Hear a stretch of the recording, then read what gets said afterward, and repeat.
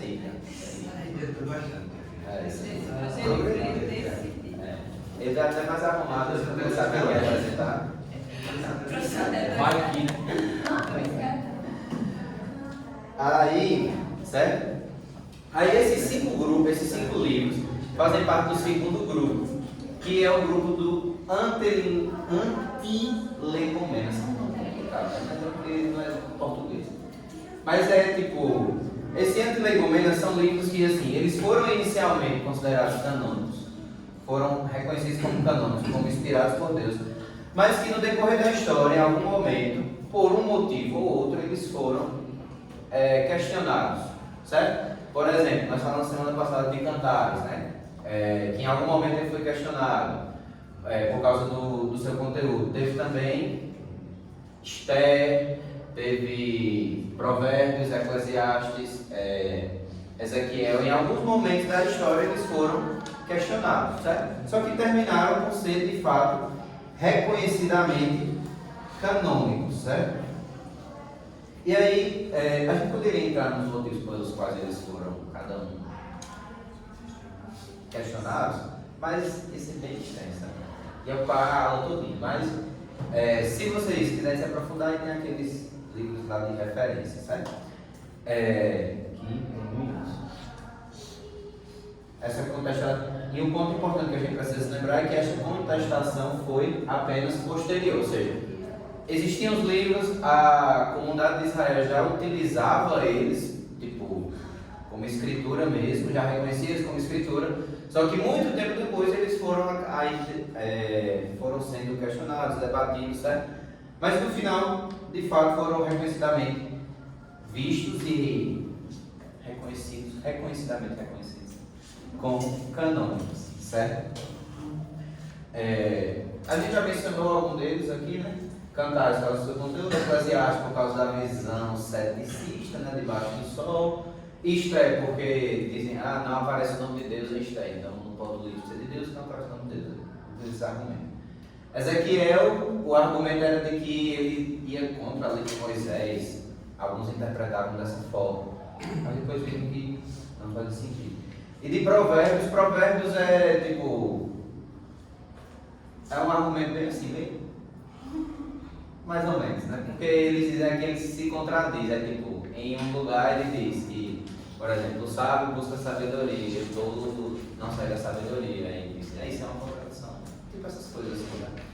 Só que eles estão, tipo, é só uma questão de interpretação, certo? Mas que foram questionados em algum momento da história, mas que depois foi visto que de fato eles, de fato foram inspirados por Deus, podem ser ditos como canônicos, reconhecidos como canônicos, certo? Sim, lembrei o exemplo de Provérbios. Provérbios 26, que diz que tem uma exortação para responder o tolo de acordo com a sua tolice, mas antes de é dito para não responder o tolo. Tipo, num lugar diz para não responder e no outro é para responder de acordo com a tolice. Aí diz, não, uma contradição. É um argumento mesmo. É só uma questão de entendimento do texto, tá certo? Esses dois são os grupos mais tranquilos. Amém? Alguém tem alguma dúvida? Casamento, esse aqui constituído essas duas classes, né? Isso. Eles têm os aceitos por todos e esses que em algum momento foram debatidos, muito tempo depois que eles já eram de fato reconhecidos, mas que depois de fato foi visto que eles eram inspirados. Aí, onde é que entra agora as divergências, certo? A partir desse grupo aqui, pseudográfico. Peraí, então, homologumena, é isso? Homologumena. Peraí, volta. Foi justamente o tempo que foram contestados. Não, homologumenos são os que nunca foram contestados, que sempre foram aceitos. Mas tipo assim, eu não estou entendendo, isso é o que? Uma versão da Bíblia? Não, isso é só tipo, os termos que os estudiosos usam para agrupar. Por exemplo, existiram livros que nunca foram questionados, por exemplo, Gênesis, Êxodo, Levítico, Número, Deuteronômio, Salmos, Reis, Samuel, Isaías. Esses livros nunca foram questionados em nenhum momento da história. eles sempre foram aceitos reconhecidamente como inspirados. Aí, para esses, os estudiosos agruparam isso nesse nome, homologomen, que significa concordância, falar com um. Todos aceitam os 34. Não, eles sempre foram aceitos, eles sempre foram aceitos. Ninguém nunca questionou a autoria dele, nem foi debatido. Certo? Aí eles não aceitam esses outros 5. Aí esses 5 são aceitos, porém, em algum momento da história, eles já foram questionados. Porque tem uma diferença, digamos. A gente tem 2 livros. Vamos pegar aqui um exemplo. Ezequiel e Isaías. Isaías, desde o momento que o livro de Isaías foi composto, ele sempre foi reconhecido como, de fato, vindo da parte de Deus, inspirado por Deus. Como autoritativo, certo? Um livro que, de fato, tem a autoridade de Deus. Ele nunca foi questionado, nem nesta época que ele foi composto, nem em nenhuma época depois. Ele sempre foi aceito como inspirado, vindo da parte de Deus. Porém, o livro de Ezequiel, ele também foi aceito assim que ele foi feito. Assim que o livro de Ezequiel foi escrito, ele foi reconhecido de fato como inspirado por Deus, como cheio de autoridade da parte de Deus. Porém, muito tempo depois, ou tempos depois, né? Essa questão de muito fica parando aí. Mas um tempo depois, o livro de Ezequiel foi contestado. Alguns dizem, não, mas ele vai contra a lei de Moisés, questão de interpretação. Então, houve um debate sobre se de fato ele é inspirado. Certo? Depois desse debate foi dito, não, de fato ele é inspirado, ele tem a autoridade de Deus, ele é um livro canônico, ele pode ser reconhecido como um livro canônico. Certo? Mas ele foi reconhecido no seu tempo original, é reconhecido hoje, só que em algum momento teve um debate sobre ele. Certo? Esses 5 são livros que hoje são reconhecidos, certo? E que também no seu tempo eram reconhecidos como canônicos. Só que em algum momento da história foram debatidos. Essa é uma questão disso, de livros que nunca foram debatidos e livros de que em algum momento foram questionados, certo? Teve esse debate. Ficou claro? Todo mundo entendeu? Sim. Aí agora a gente vai, como eu disse, para a parte do pseudepígrafos, certo? Ou pseudegráficos. São sinônimos. Estava tentando lembrar. Similares. Similares verticalmente, né? Sinônimos. Que, se a gente for transcrever o significado deles, são falsos escritos, ou escritos espúrios. Mas o que é que acontece aqui? Que livros são esses? Certo? O que é que acontece? Na literatura judaica, na comunidade de Israel, certo? Existiam livros que tinham um conteúdo, não sei se essa palavra é adequada, mas um conteúdo com cara de religioso, certo? Com cara de religioso, que atestava que vinha de alguém, só que de fato não veio de alguém. Como assim? Certo? Imagine o seguinte cenário. Todo mundo sabe, né, que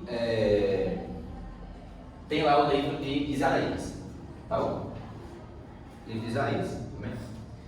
E aí, digamos que depois, muito tempo depois, alguém lá de Israel, um rabino, um judeu, alguma coisa assim, escreve baseado. E se a gente ler o livro de Isaías, a gente vai ver que tem uma parte ali que fala do reino de Deus, né? O cumprimento do reino de Deus. Do reino eterno, né? E aí, algum judeu ia lá, meditando no livro de Isaías, ele escrevia e afirmava que tinha tido revelações, visões sobre esse reino, como é que ia ser, como é que ia acontecer e tal. E aí, só que ele não tinha essa autoridade. Aí o que é que ele fazia? Ele colocava revelações de Isaías. Ele usava o nome de Isaías para dar uma autoridade ao seu livro. Por isso que tem essa parte pseudo, sabe? Que tipo, é um pseudo de alguém. Não é, por exemplo, aqui enquadra-se, por exemplo, a questão de Esdras. Esdras é um livro que a gente reconhece. Só que, por exemplo, na Igreja Católica, o livro de Esdras é maior do que o da gente. E tem também em outras igrejas cristãs que tem primeira, segunda, terceira, quarta Esdras. São livros pseudegráficos, pseudepígrafos. Por quê? Utilizam o nome dos autores bíblicos para colocar nos seus ensinos, para ter essa autoridade, certo? Então, eles são documentos religiosos, porque tem esse cunho religioso, certo? E que a grande maioria deles foi desenvolvida ali no período intertestamentário, que é aquele período entre o Antigo Testamento e o Novo, sabe? Aqueles 400 anos ali. A grande maioria foi desenvolvida nesse período. E a origem desses manuscritos, desses livros, é de um contexto de até mesmo fantasia, sabe? Ou de uma tradição religiosa que normalmente está associado a algo que não é muito bem explicado nas Escrituras. Então, o exemplo que eu dei de Isaías e do Reino de Deus, certo? Que à primeira vista, até hoje a gente também não consegue entender, isso vai ser só lá no céu, vai ser aqui na terra. Tem muito debate disso, né? Não tem esse debate? Então, são temas que não estão muito claros, não está muito entendido. Tipo, não tem um significado exato assim que a gente consegue de fato compreender tudo. E aí eles vão em cima disso e constroem esses manuscritos, esses livros, certo? De algo que não está bem explicado nas Escrituras. E aí, onde é que pega essa questão dos pseudegráficos? O que pega é o seguinte, que alguns deles não tem nenhum erro teológico ou doutrinário. Por exemplo, eu não sei se na Bíblia Católica tem isso aí não, mas eu sei que em alguma versão, o vertente do cristianismo, tem 151 salmos, tem um salmo a mais. Tá? Alguns desses pseudegráficos, eles não têm erro teológico, certo? Eles não têm uma heresia contida neles. Só que outros têm. E na verdade outros têm até uma questão de magia, de fantasia, um negócio bem assim, tipo... Tu tem salmos Não. Não tem, mas tipo, tem essa questão. Alguns deles são, entre aspas, inofensivos, só que outros têm erros tanto históricos como também doutrinários, certo? E eles refletem muito essa questão. Eles refletem muito essa questão ali no período intertestamentário, que o povo estava ansiando pela volta do Messias, pela volta não, né? Pela vinda do Messias para colocar. E aí eles ficavam meio que conjecturando sobre isso, certo? E a maioria deles descreve ou fala sobre essa questão do reino messiânico, sabe? Ou como diria aquele rapaz das internets, né? Apocalipse. Eles são até conhecidos como literatura apocalíptica, certo? Mas o que acontece aqui, tá? A grande questão por trás desses pseudegráficos, por exemplo, é que alguns deles, eles são inclusive citados nas Escrituras. Eita, como assim? Todo mundo aqui já fez estudar a carta de Judas? Quem fez? Levanta a mão. Quem não fez tem que fazer. Tem que fazer. Segunda noite. Aí, o que acontece? Lá em Judas, vamos abrir lá, por favor. Judas.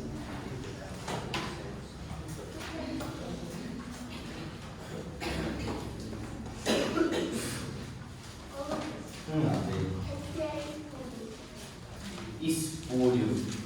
Oculto.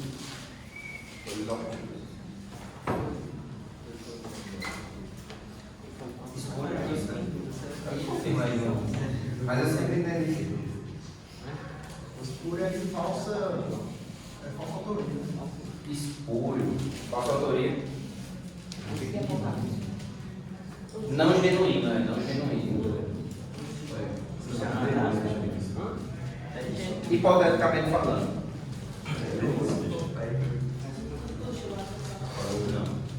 Pode mudar a terceira parte. Aí, Judas. Alguém lê? Daniel. Daniel lê Judas, versos 14 e 15. Ah, não achei não. Enoque, o sétimo a partir de Adão, profetizou acerca dele. Veja, o Senhor vem com milhares e milhares de seus santos, para julgar a todos e convencer a todos os ímpios a respeito de todos os atos de impiedade que eles cometeram impiamente acerca de todas as palavras insolentes que os pecadores ímpios falaram contra ele. 14 e 15, né? Mas tem um. Nunca li, vamos falar do que ele fala sobre a menina. Fala o quê? Sobre a menina. Enoque. O quê?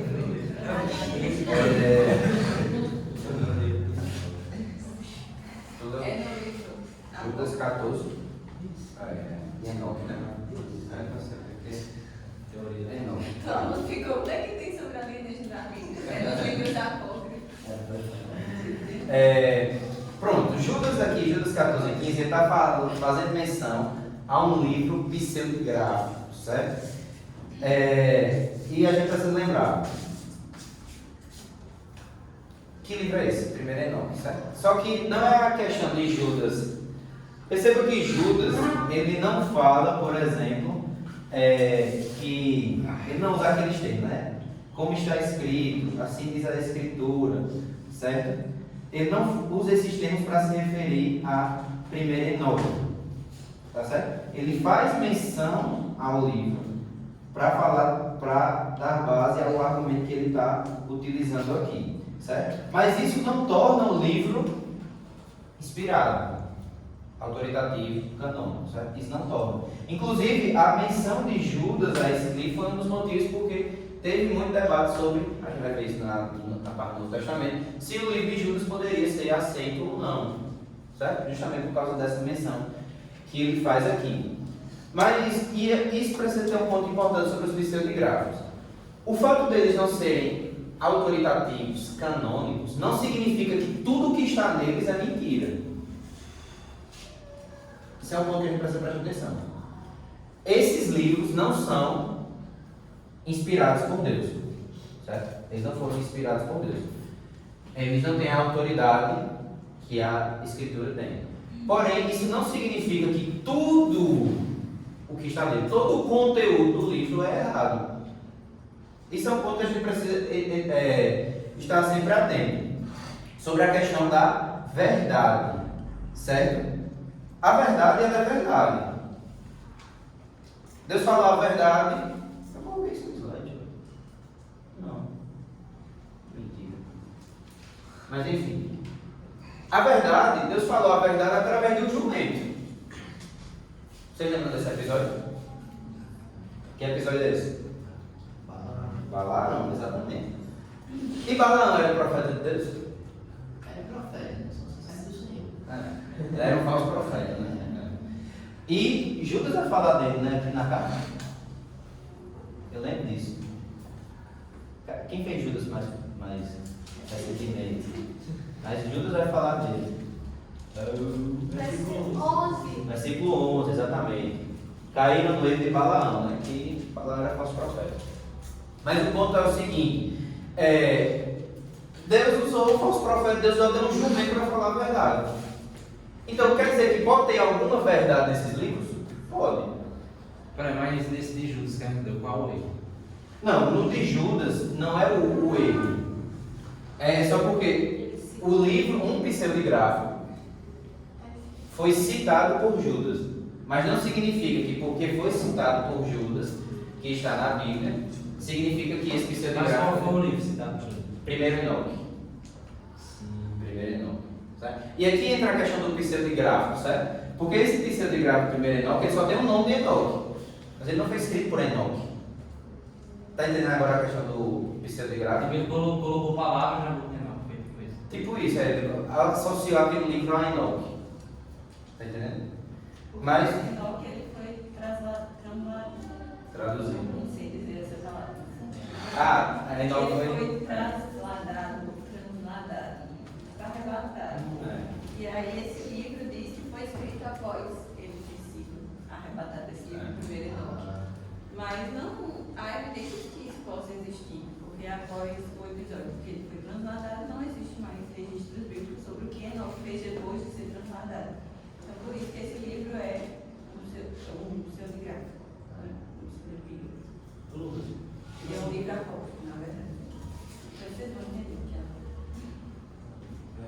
Assim, quando a pessoa escreve um livro e coloca o nome de Enoque, ele coloca tipo, o livro ser mais credibilizado, assim, porque ele escreve a mesma coisa, só que ele coloca o nome dele. Isso. Aí ninguém dá moral pro livro. Aí ele coloca o nome de Enoque e o livro percebe uma moralzinha. Recebe um crédito. Porque ele foi um homem de Deus. E porque todo mundo tem curiosidade de saber por que tantas pessoas são adeptas ao espiritismo, por exemplo. Porque muitas pessoas têm curiosidade de saber o que acontece depois da morte.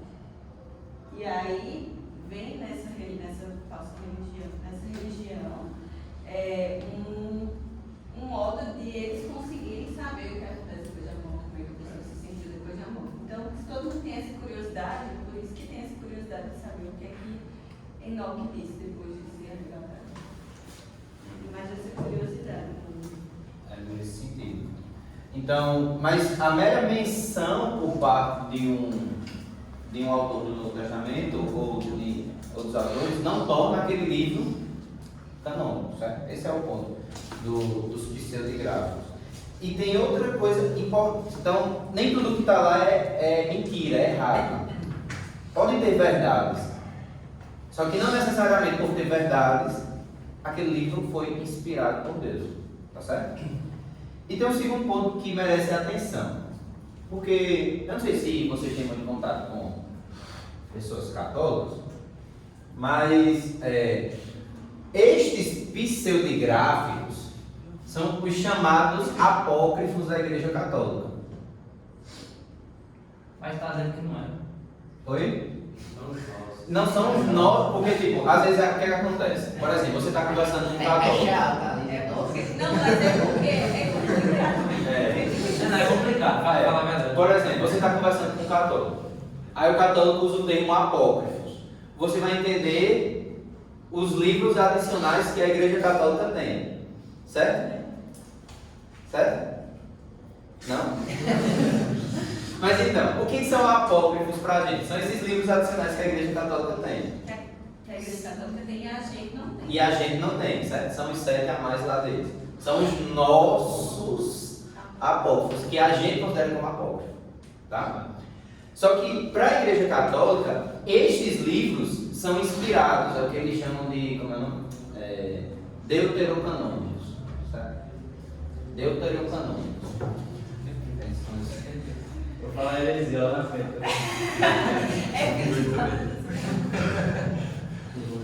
Eu tô com medo de mim. É complicado eu entender essa parte.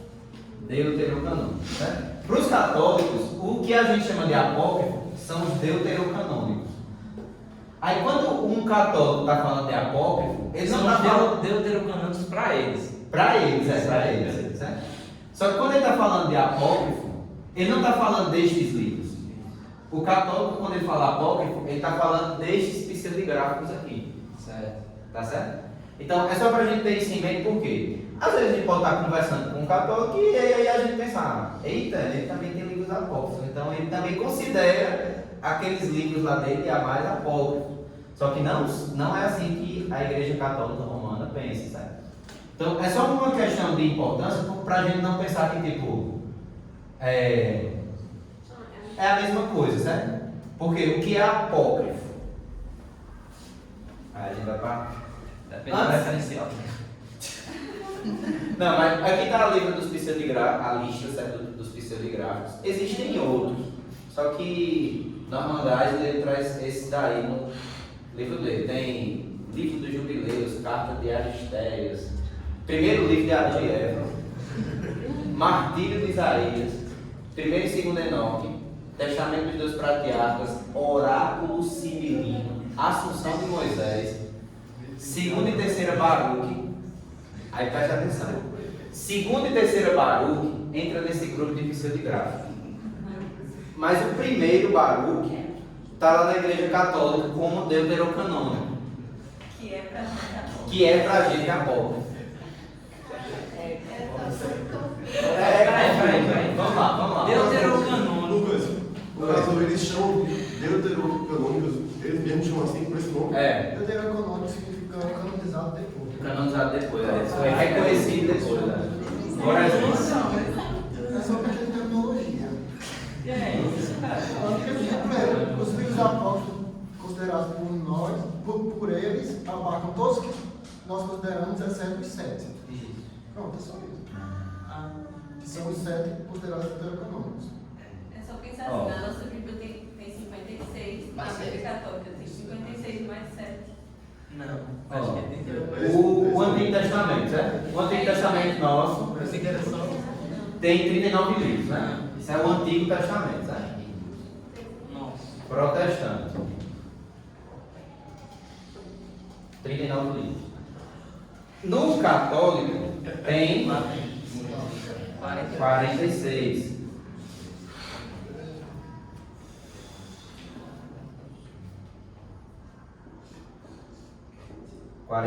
Livros. Isso dá uma diferença de 7, né? 7 livros. Esses 7 livros, como o Jonas falou, são os chamados Para os católicos. para os católicos. Sim, beleza. Deuterocanônicos. Porque Botar aí para os católicos. há centenas de livros apócrifos. É. Lucas, Oi? botar aí no final para os católicos. Não. É vamos mudar. Católicos. Por que não bota um nome só para tudinho? Porque quando você vai ler alguma coisa na internet, ou assistir algum vídeo, ou conversar com uma pessoa católica, eles não vão usar os mesmos termos. Aí pode ser que eles falem alguma coisa, aí você pensa, eita, é mesmo, né? Aí acredita na heresia porque ele está desconhecendo isso aqui. Eu não entendi não. Como vai? Não, beleza, eu não entendi. Não, Mas tudo bem. O importante é isso. O importante é isso. 7 livros de diferença, certo? Entendi. 7 livros de diferença. Para os católicos, esses livros são chamados deuterocanônicos, que são canonizados depois, que foram reconhecidos depois. Para nós, protestantes, esses livros são o que a gente chama, apócrifos. Ué, não era pseudograma. Não, existem outros, mas tipo, é só uma comparação direta com a Igreja Católica. Porque tem um bocado, protestantes. E a Aí, o que acontece? Esses 7 livros aqui, para os católicos, não são apócrifos, mas para a gente é. É por isso que, quando eu adicionei essa nota aqui, estes pseudográficos não são os nossos apócrifos, certo? Não são esses. Quer dizer, eles estão inclusos nos apócrifos, tá tudo junto. Não, peraí. Não, Lucas, vai cumprir a situação. Não, deixa eu entender. É dos católicos, mas você entendeu que, tipo, Não, os eu entendi, católicos, eu entendi. aqueles 7 livros lá não são apócrifos, mas pra gente é. Você entendeu isso? Lucas, tá indo tudo bem. Aí tu junta logo tudo, aí pronto, tudo foi tudo. Não, mas. Ó, tem um grupo de livros, certo? Uhum. Todo errado. 7 desses livros os católicos acreditam. E a gente não acredita em nenhum desses. É, isso. é tipo isso. Só que tem nomes pra isso. É. Mas tu falaste agora que esses pseudográficos não são os nossos apócrifos. É porque Mas a gente fala faz que era. É porque a gente faz essa distinção de pseudográfico e apócrifo.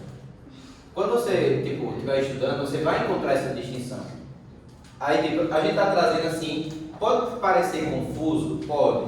Só que a questão é difícil de entender? Só que isso aqui é importante porque se, por exemplo, algum de nós aqui for procurar algum material, estiver assistindo algum vídeo, às vezes a gente procura isso, né? Está assistindo atrás disso. Aí a gente encontra esse pseudográfico. Aí a gente vai lá e, eita, eu acho que isso é a Bíblia.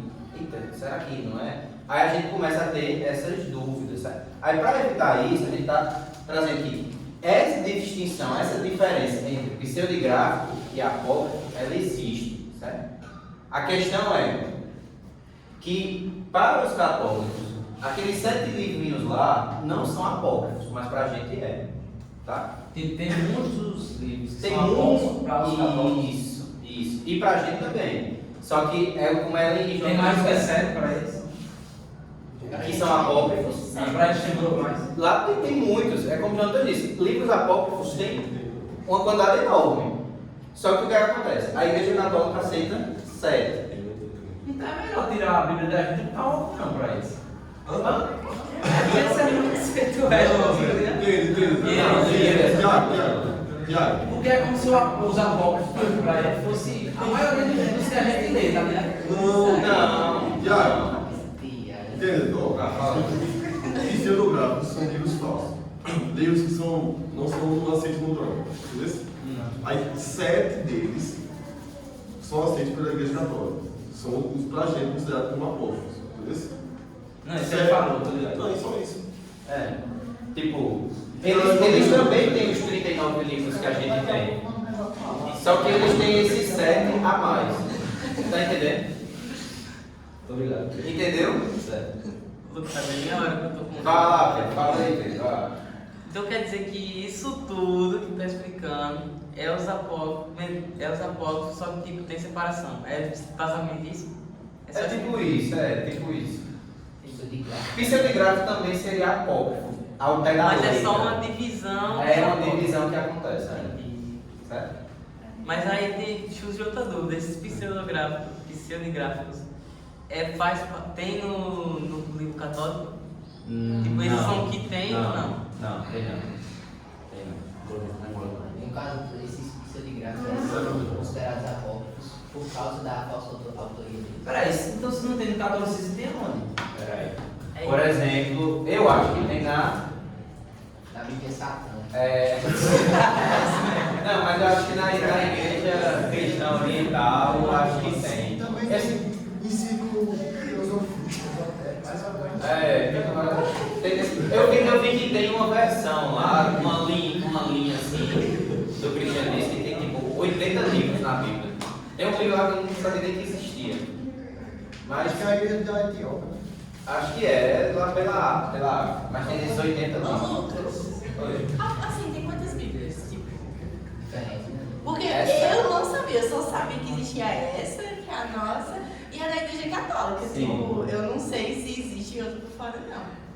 Essa é uma boa pergunta para a qual eu não sei a resposta quanto está exata. Eu descobri essa terceira, que tem esses 80 livros, essa semana. Mas, tipo, eu só sabia da gente da Igreja Católica também, né? Tá na África, essa. Oi? É na África, É o quê? essa terceira aí que fala na África. É na África, acho que na Etiópia. É para aquela parte ali do Oriente. E tem judeu também que tem muito mais também. Tem segmento Diz que é judeu. cheio do chá aí na África. Tu já viu? O bicho tá levitando lá.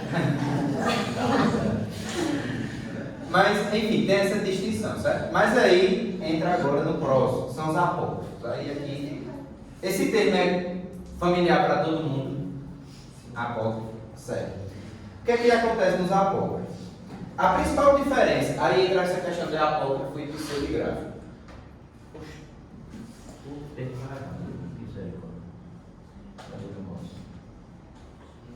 Isso é na Grécia, né?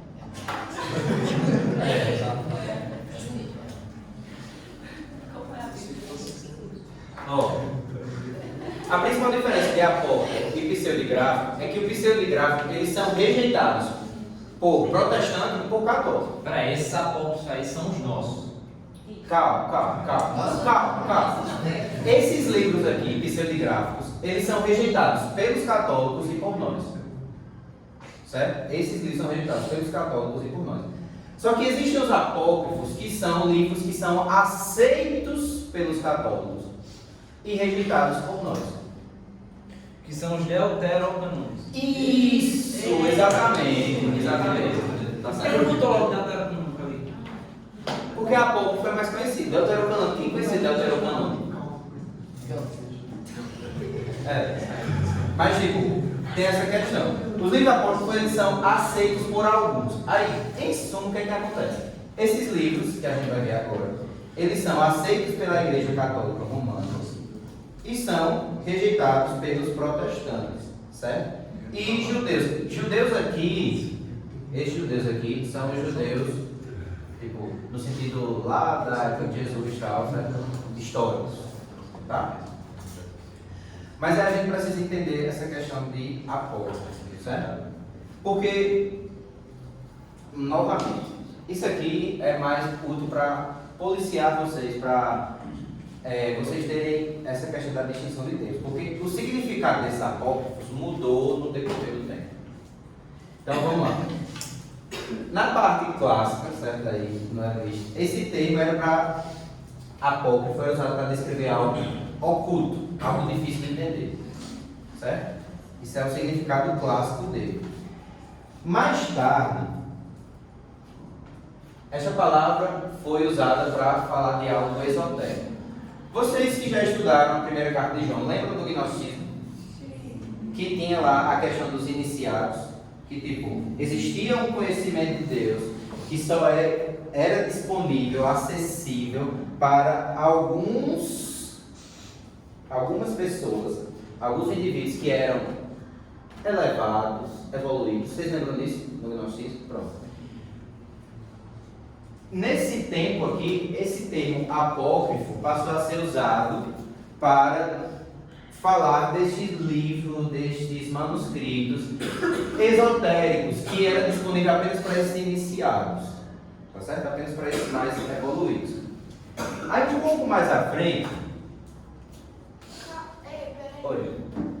No segundo, qual é a palavra que está em negrito? Aqui? Compreendido. Aqui? Entender. Esotérico. O que Aqui? é esotérico? Algo. Literalmente. Algo Eu não enxergo aqui. Ele está precisando de óculos, né? Porque ela está assim desde o início da aula. Esotérico, ciência, doutrina ou prática fundamentada em conhecimentos de ordem sobrenatural. Esse negócio é difícil. Aí, pelos pais da igreja, aí foi que, nos pais da igreja, foi que começaram a usar esse termo apócrifo para se referir à lista de livros não canônicos, nos pais da igreja. Por exemplo, Irineu e Jerônimo, né? Eles incluíam, e quando a gente fala pais da igreja, não eram todos os pais da igreja, certo? Trouxe esses dois aqui para dizer que eles usavam esse termo. Eles usavam o termo apócrifos para falar de todos os livros que não eram inspirados por Deus, que não eram canônicos, incluindo os pseudográficos. Lembra que a gente falou que pseudográfico também, só que depois fizeram essa divisão? Pronto. Se vocês forem ver algum documento dessa época aqui, de Jerônimo e Irineu, quando eles falam de apócrifo, eles também estão falando dos pseudográficos que a gente já leu, já viu, tá? E aí, o termo que é mais conhecido para a gente hoje, certo? É o pós-reforma. Esta palavra passou a significar apócrifos do Antigo Testamento, mais precisamente escritos judaicos não canônicos originários do período intertestamentário. Esse é o significado que a gente mais conhece hoje, né? Que são os livros lá do Antigo Testamento que não foram inspirados, que não foram reconhecidos como canônicos. Não é assim que a gente conhece apócrifos? Né? Pronto. Essa retirada depois da forma foi lá com Chico. Com Lutero? Na verdade, na época da reforma foi que a Igreja Católica ela, tipo, reconheceu esses livros. Por isso que é deuterocanônico, reconhecido depois. Foi aí, tipo, de lá, desde então, esse termo apócrifos pra gente faz menção apenas a esse do Antigo Testamento. No caso, antes da reforma era normal. Não. Mas na reforma Era normal, mas não é. Quase na unidade utilizava o cânon católico. Se você ver, por exemplo, São Tomás de Aquino, quando ele faz os comentários bíblicos, ele sempre utiliza os. Na verdade, não tinha. Como é que a gente pode dizer? Não tinha uma formação. Uma formação, tipo, é isso aqui, é uma diferença. Certo? Os concílios que tiveram foram regionais, para decidir quais eram os livros. Tinha o de. Mencionaram o de Cartago no. Cartago de Hipona, mas as pessoas utilizavam, muito, praticamente não dá, porque Santa Cruz foi quem presidiu os dois concílios. Aí está a questão, por isso que eu falei dos pais da igreja, mencionando só Irineu e Jerônimo. Porque a gente vai ver isso mais na frente, mas por exemplo, Agostinho, ele considerava os apócrifos inspirados. Por quê? Aí eu vou passar outro próximo slide, que é mesmo, e a gente vai direto para a questão aqui. Certo? Qual era a questão aqui, certo? A questão, eu vou pular para o segundo ponto para falar sobre isso, para aproveitar a discussão e depois a gente pode comentar do segundo. Mas qual é a questão toda, certo? Tem a Bíblia hebraica, certo? Tem a Bíblia hebraica lá 500, 600, 400 antes de Cristo, certo? Tem a Bíblia hebraica. Só que a Bíblia hebraica ela estava escrita em hebraico. Amém? A Bíblia dos judeus, certo? E aí, depois da vinda do Império Romano, Império Grego com Alexandre, aí o grego, a língua grega se difundiu. A grande era como se fosse o inglês hoje. Aí o que aconteceu? Um grupo de homens, certo? Não é sacerdotes, mas de escribas, eu acho. O que foi que aconteceu? Um grupo deles foi trazido de Israel para a cidade de Alexandria, no Egito, certo? E aí eles ficaram na incumbência de traduzir a Bíblia hebraica dos judeus, do hebraico para o grego. Essa tradução ficou conhecida como Septuaginta, ou LXX. Eu acredito que muitos de vocês já encontraram esse termo LXX ou Septuaginta, já ouviram ou encontraram ela nas Bíblias de estudo, não é? Que é, quando fala Septuaginta, aí tem está fazendo referência a essa tradução da Bíblia dos judeus, a Bíblia hebraica, para o grego, certo? Só do Antigo Testamento, obviamente. E aí, o que é que aconteceu, certo? Isso, inicialmente, essa tradução foi feita apenas do Pentateuco, ou seja, Gênesis, Êxodo, Levítico, Números e Deuteronômio. Apenas esses livros. E aí, os demais livros foram sendo traduzidos com o passar do tempo. Alguns dizem que ela foi terminar por volta de 170, 160 a.C., a tradução, a versão final, certo? Mas aí o que é que pega? Por que tem tanto debate sobre essa questão dos apócrifos? Por quê? Nas versões da Septuaginta que nós temos hoje, elas dão, para você ter ideia, a gente não tem os manuscritos originais da Septuaginta lá de 170 a.C. A gente não tem isso hoje. O que é que a gente tem hoje? A gente tem documentos que iam sendo copiados, né, obviamente, para preservação, documentos do século IV depois de Cristo, ou seja, 400 depois de Cristo. Só que antes disso, nesse período, muitos homens, pais da igreja, citavam os livros que hoje nós chamamos de apócrifos. Por quê? Porque eles falavam grego e aí eles iam usar a versão grega do Antigo Testamento. E aí, dentre esses homens aí o que acontece nessa versão da Septuaginta, né?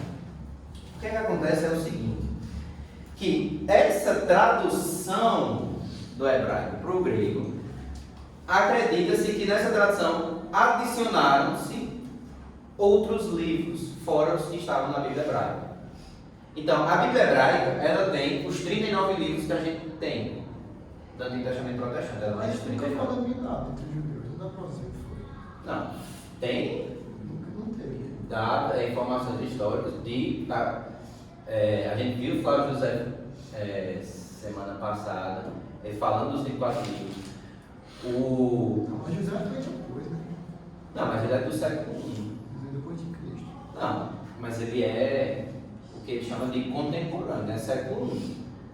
Cristo também é século I. Mas a formação do cânon tem que ser, como tu disseste aí, século IV antes de Cristo, né? Século IV antes de Cristo.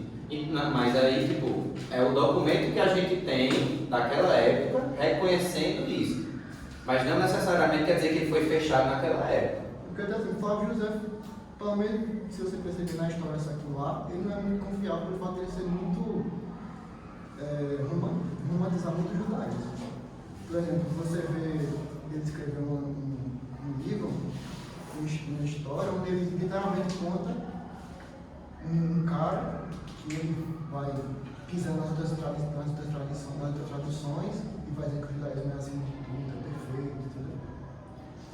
Até porque ele era fariseu também, e os fariseus foram quem organizaram o conceito de gênero. E aí tem a questão, mas quanto a isso, tem sobre, para o judeu, de fato, o judaísmo vai ser o correto. Mas isso não significa que o entendimento deles sobre a palavra,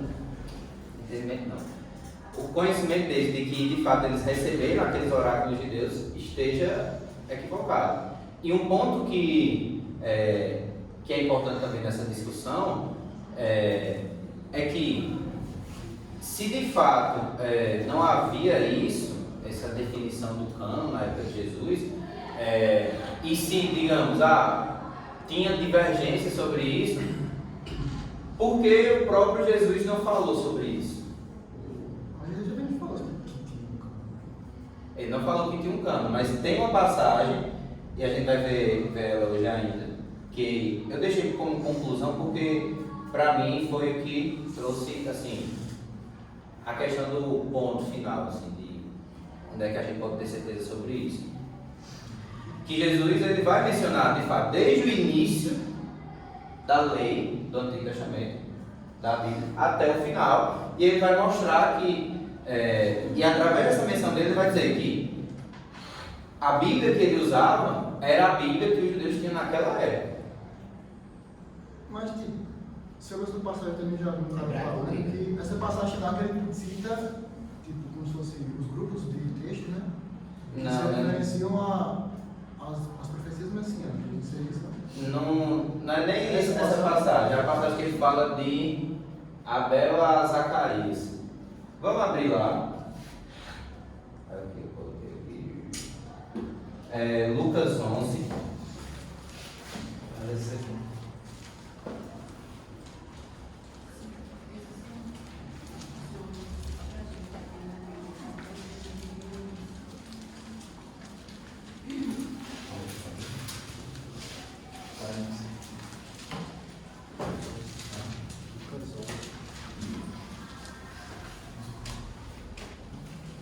Lucas 11, tá?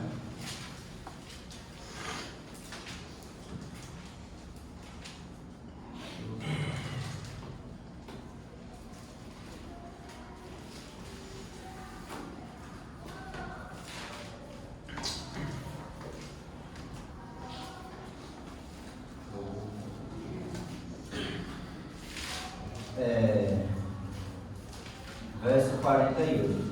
Diz assim, a partir do 48, na verdade.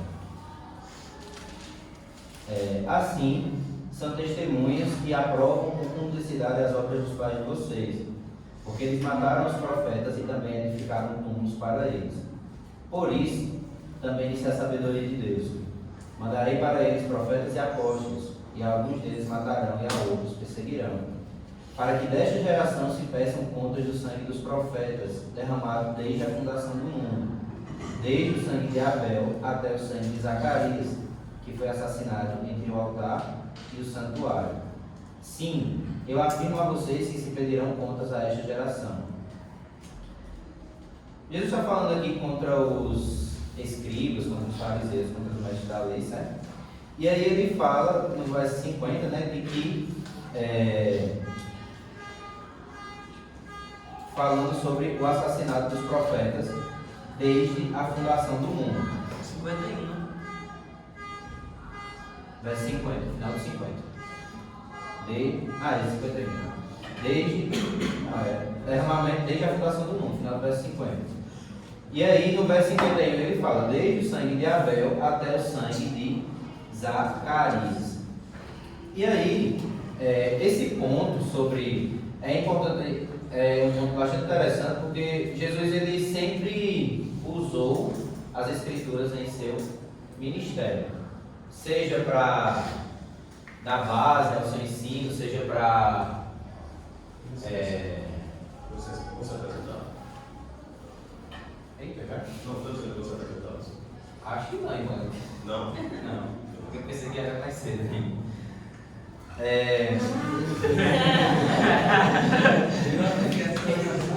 Porque o negócio tá difícil, aí tem que chorar. Aí, vamos lá. semana que vem. Aí ele fala do derramamento do sangue dos profetas desde a fundação do mundo. E Jesus sempre menciona as escrituras, tanto nos seus debates com os fariseus, quanto com os escribas da lei, quanto com os saduceus, enfim. E aí, Jesus ele nunca questionou, nunca entrou nesse debate dessa questão dos outros livros. E aqui, nesse ponto, ele vai falar sobre o derramamento do sangue dos profetas. E ele menciona dois nomes, Abel e Zacarias. Esse Abel, todos nós sabemos, é o Abel, irmão de Caim, né? O primeiro a ser assassinado. O primeiro derramamento de sangue que ocorreu, tá? E aí, quem é esse Zacarias? O Antigo Testamento nosso ele termina com Malaquias, né? Não é Zacarias. Zacarias está ali no finalzinho, mas não é ele. Só que esse Zacarias aqui não é o Zacarias do livro do profeta Zacarias. Tá? É o pai de João? Não é o pai de João. Esse Zacarias aqui, ele cadê ele aqui? Zacarias meu Deus, tem anotado aqui.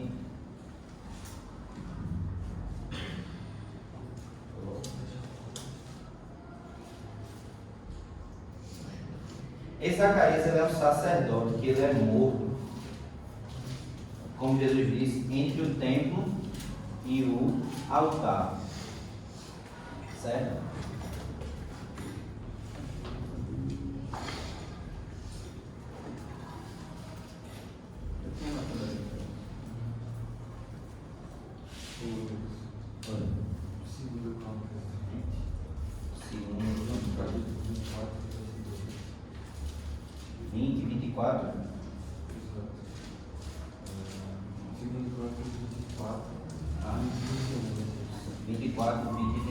É em 2 Crônicas no mesmo texto.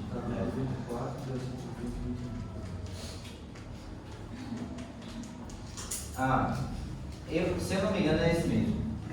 Por quê? O que é que acontece aqui, certo? Esse Zacarias não é o profeta Zacarias, certo? Ele é um sacerdote, certo? Que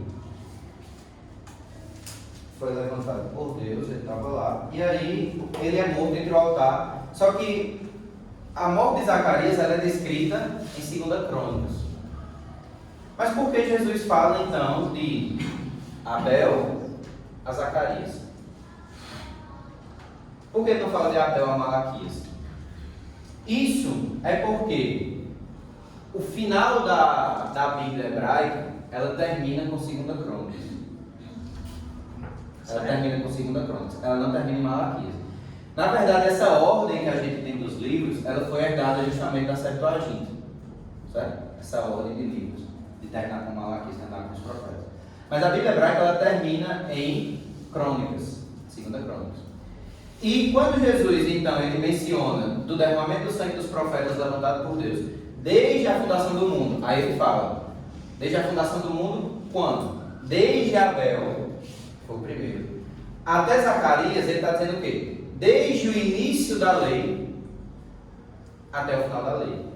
Então, o que Jesus está dizendo aqui é de que na lei o povo de Israel, você percebe que o povo de Israel, ele rejeita, ele mata os profetas levantados por Deus, os oráculos de Deus, desde o início até o final. Mas o final, cronologicamente, não é Zacarias, mas na forma como a Bíblia hebraica estava organizada, era Zacarias, porque era Crônicas. Então, os teólogos veem nesse ponto aqui o seguinte: a Bíblia que Jesus tinha em mente, a lei, o documento que ele tinha em mente, terminava em Crônicas.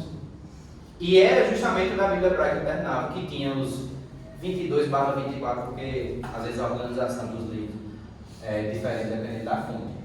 Então, e não existe em nenhum outro ponto algum debate de Jesus com fariseus, com saduceus, com qualquer outro grupo sobre essa questão de extensão. A gente vai ver que Jesus ele vai mencionar a lei, os profetas e os escritos, para falar sobre como tudo isso, que é justamente o resumo da Bíblia hebraica, a lei, os 3 grupos, né, lei, profetas e escritos, para falar sobre como toda a Bíblia fala dele, tudo está relacionado a ele, e ele vai falar também nesse verso sobre a perseguição aos profetas e aos levantados por Deus, mencionando desde o início até o fim, desde o primeiro livro até o último livro. E aí quando a gente pega esse recorte, Abel, Zacarias, a gente vê que é Gênesis, Crônicas, que era a ordem, que é a mesma ordem que tem na Bíblia hebraica daquela época. Então, diante desse texto e diante da ausência de discussões sobre essa questão da extensão, porque como alguns autores aí falam isso, a ausência de discussão não significa concordância, mas em alguns momentos, em alguns temas, a ausência de discussão fala muito mais alto do que qualquer discussão. Ou seja, o fato de Jesus não ter discutido com os fariseus, com os saduceus, ou de não ter levantado essa questão da Septuaginta, que já existia a Septuaginta naquela época de Jesus. Mas Cristo nunca foi levantar a questão.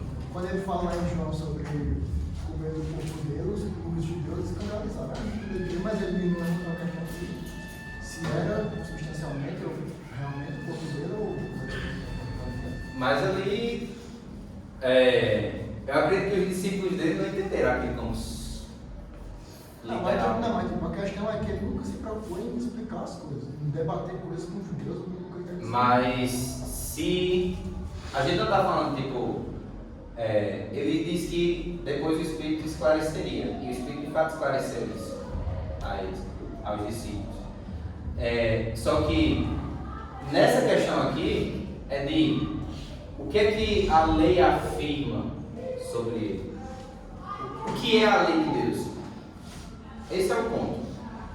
Não é uma questão de Jesus, de fato, nem tudo que Jesus ensinou os discípulos entenderam de primeira. A gente vê isso repetidas vezes nos evangelhos. Muitas vezes eles não entendiam, mas depois eles entenderam isso. O Espírito Santo trouxe esse entendimento e revelou isso a eles. Só que, com relação à palavra de Deus, à lei de Deus, Jesus nesse texto ele está delimitando a extensão, delimitando, eu não vou dizer isso, mas delimitando a extensão do que era a palavra. Então, Jesus não tratava dessas questões, mas se isso é um ponto que a gente precisa entender. Por que eu disse que eu deixei isso como conclusão? Porque isso foi aqui. Porque, pela lógica, a gente vai precisar se transportar lá para aquela época para saber de fato o que é que foi e o que é que não foi. Mas Agostinho considerava e outro pai da igreja não. Só que Alessandro diz isso. Grandes homens de Deus são grandes homens de Deus, mas são homens. Agostinho foi um grande homem de Deus? Foi. Mas Agostinho foi homem. Agostinho pode não. Ele pecou? Pecou. Ele pode ter entendido errado algumas coisas? Pode. Como todos nós, como todo cristão pode entender. Só que aqui Jesus está dizendo, e isso é um ponto que a gente precisa entender.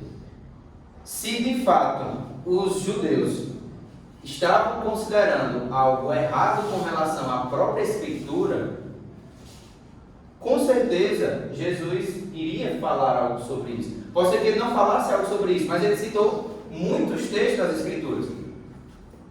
Por que esses textos dos apócrifos não são citados por ele? Ou então, por que ele não levanta essas questões? Ou então, porque ele não fala aqui de Abel até, por exemplo, Macabeus, que era o período mais recente. Justamente, quando ele fala de Abel, Zacarias está falando do início ao fim, de como a Bíblia hebraica estava organizada. Então aqui, essa é uma conclusão que não é minha, obviamente, é uma conclusão de John Piper, que ele mostra que aqui a gente percebe que a Bíblia que Jesus considerava não incluía esses livros. Não incluía eles. E aqui está o ponto central. E por isso que eu disse que esse foi o ponto que eu, para mim foi, agora esclareceu.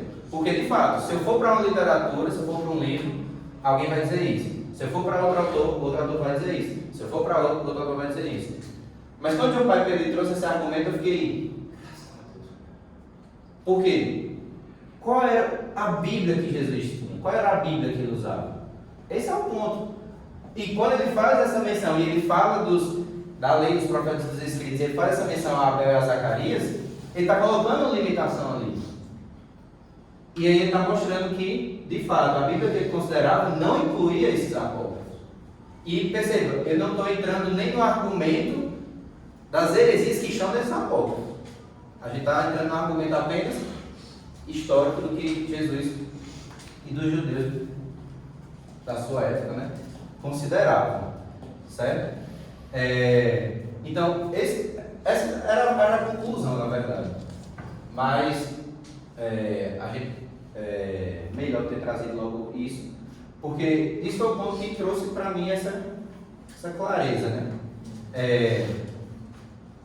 A Bíblia original, a escritura dada por Deus, não foi na Septuaginta, ela foi uma tradução.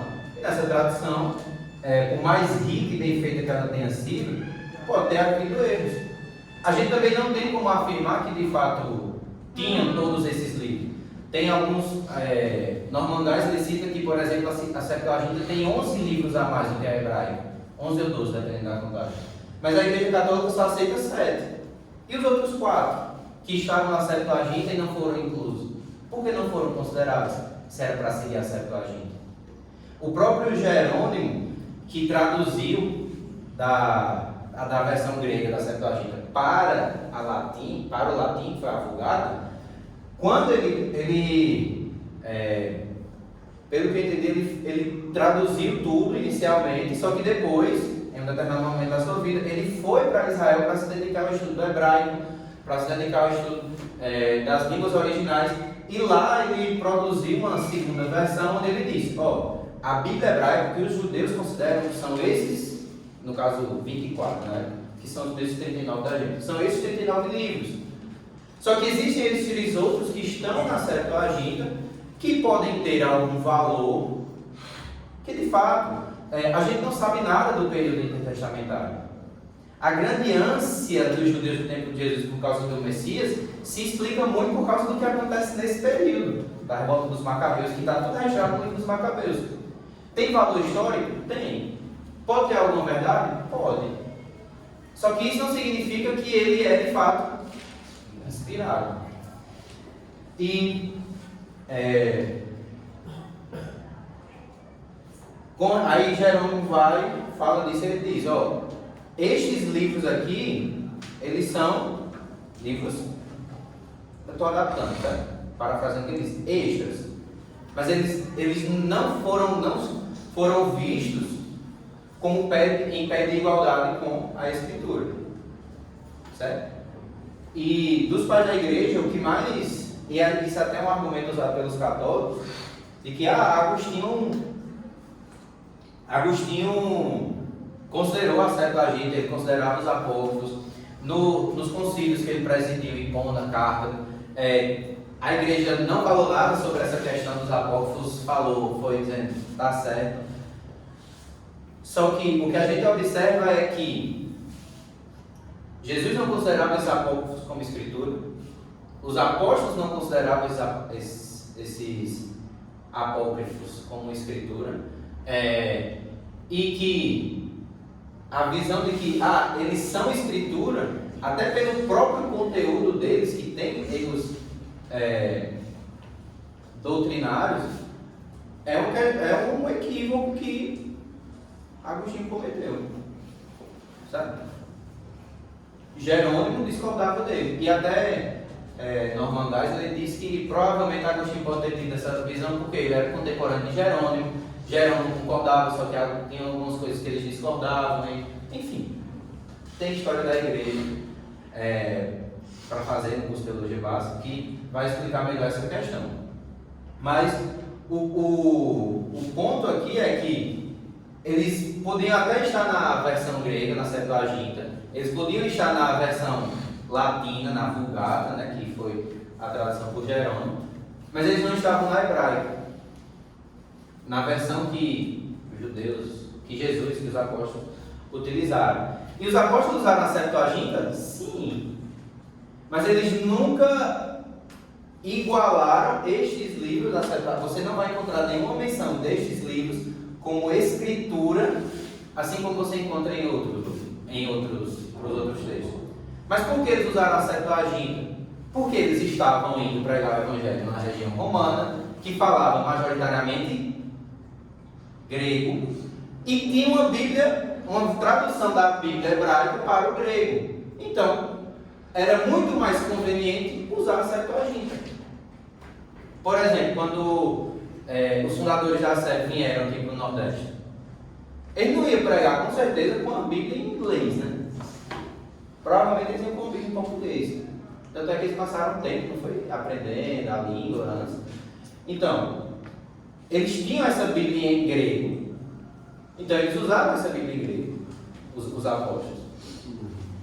Só que a gente não vê nenhuma carta de Paulo, de Pedro, de João, nenhum dos apóstolos, nenhum dos seus auxiliares, né? Lucas, Marcos, Judas, Tiago, citando estes livros extra, né, da Septuaginta como escritura, embora eles usassem a versão grega da Bíblia hebraica, que era a Septuaginta.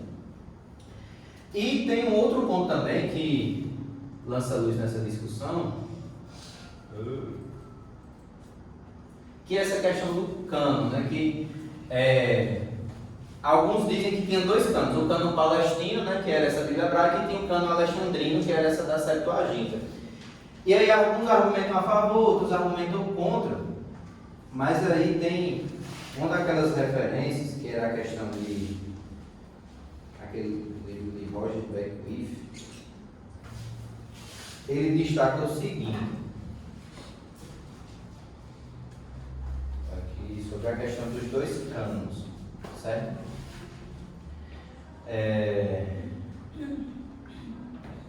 A questão dos dois cânones é o seguinte: ao que tudo indica, pelo menos, ao que a maioria afirma, esses apócrifos já estavam na versão original da Septuaginta. Mas também é outra coisa. Hoje a gente não tem como confirmar isso, porque os documentos da Septuaginta que existem hoje são todos do século IV depois de Cristo, são todos de origem cristã, certo? E aí,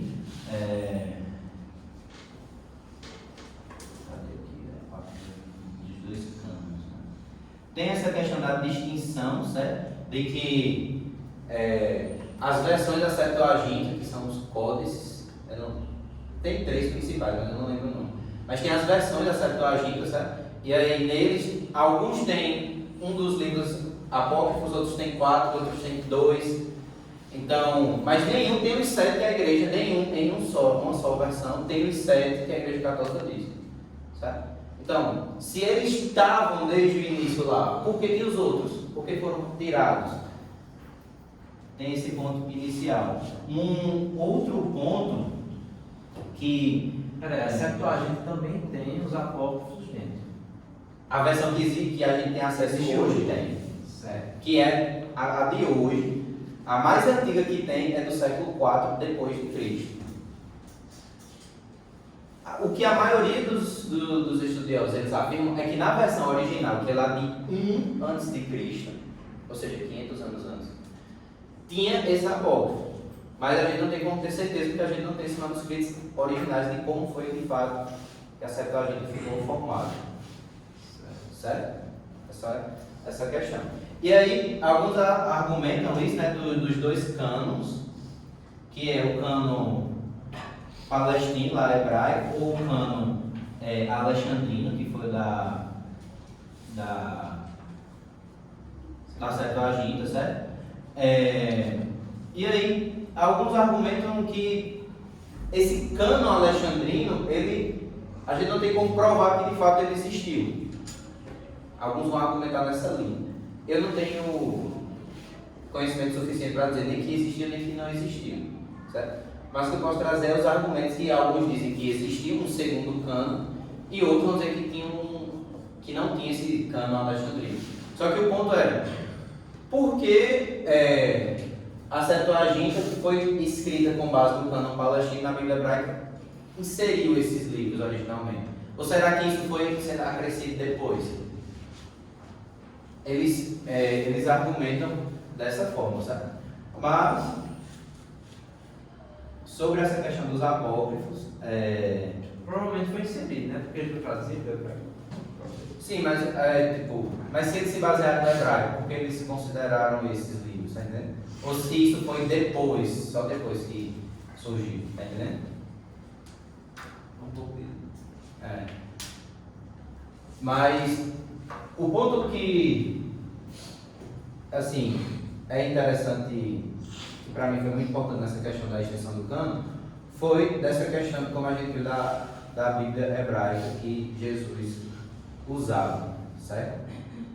E que a gente não vai conseguir ter um posicionamento ou argumentos lógicos diretamente dizendo, com certeza é isso aqui. A gente não vai conseguir tirar, não, isso aqui e tal.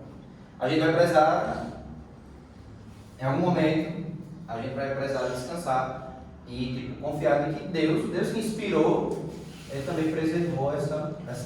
Não, ainda na minha cabeça que os judeus tinham um cânon pré-formado. Eles vão entrando. Eu sou quase antissemita, entendeu, né?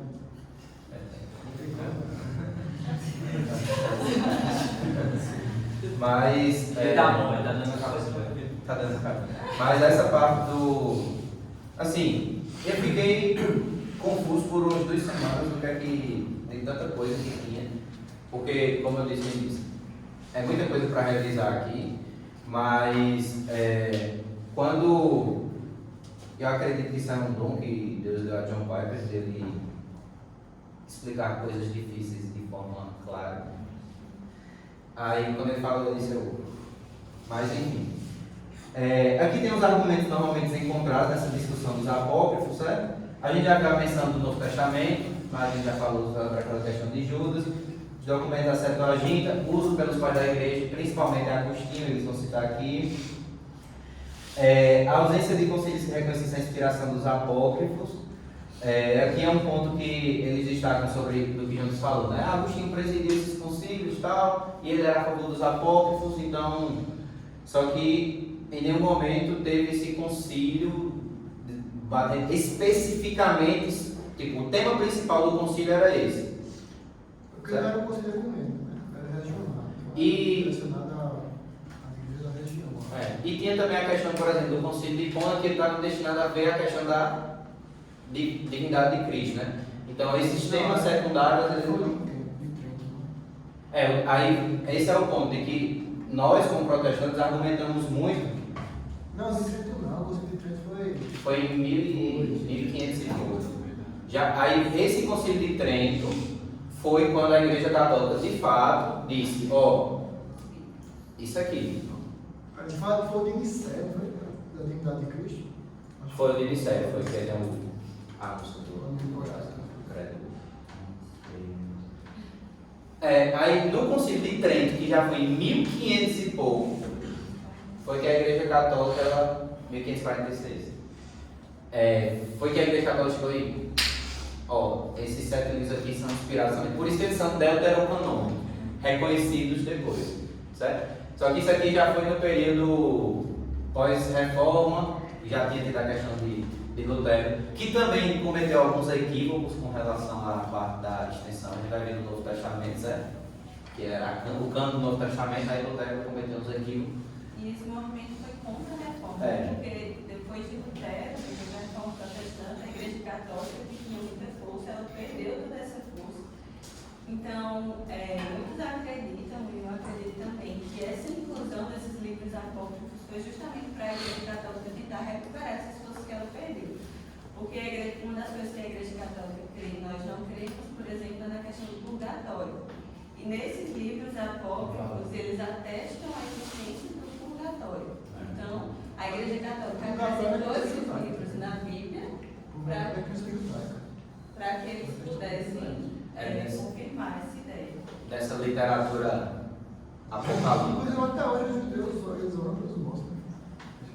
Eles americanos também. Eles aderiram isso.